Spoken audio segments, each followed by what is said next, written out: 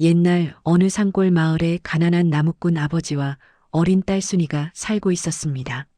아버지와 순이는 둘이서 겨우겨우 살아가고 있었지요. 어느 추운 겨울날 아버지는 새벽부터 산에 올라가 장작을 했습니다. 작은 순이도 아버지를 따라 산에 올라갔어요. 순이는 작은 손으로 떨어진 나뭇가지들을 주워 모았습니다. 아버지, 추워요. 조금만 참거라, 순아. 이 장작을 팔면 오늘은 따뜻한 밥을 먹을 수 있단다. 순이는 배가 고팠지만 아무 말도 하지 않았습니다.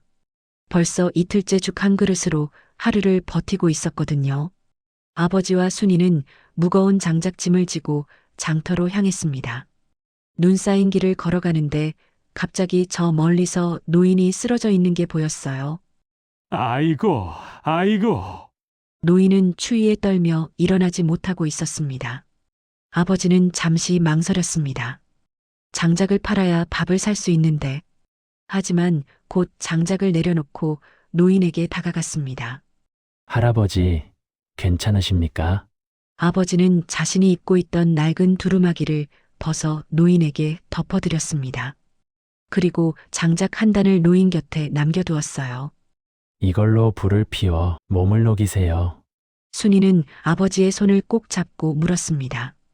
아버지, 그 장작 팔면 오늘은 밥 먹을 수 있어요? 아버지의 눈가에는 눈물이 맺혀 있었습니다. 장작을 한 단이나 남겨두었으니 오늘도 밥을 굶어야 할지도 몰랐거든요. 장터에 도착한 아버지와 순이. 추운 날씨 탓에 사람들이 별로 없었습니다. 한참을 기다리다 한 부잣집 관리인이 다가왔어요. 여보게, 이 장작 전부 얼마인가? 5냥입니다. 좋네, 전부 사겠네. 그런데 혹시 장작을 더 구할 수 있나?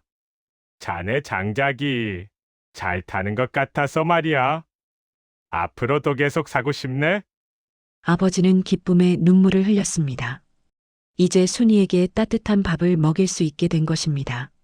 그날 저녁 순이는 따뜻한 밥을 먹으며 환하게 웃었습니다. 아버지, 정말 맛있어요. 아버지는 순이를 보며 생각했습니다. 어려운 이웃을 도운 것이 하늘도 감동시킨 게 아닐까? 그 후로 아버지는 장작을 그 부잣집에 계속 팔 수 있었고 순이와 아버지는 더 이상 굶주리지 않게 되었답니다. 재밌게 들으셨다면 구독과 좋아요 감사합니다.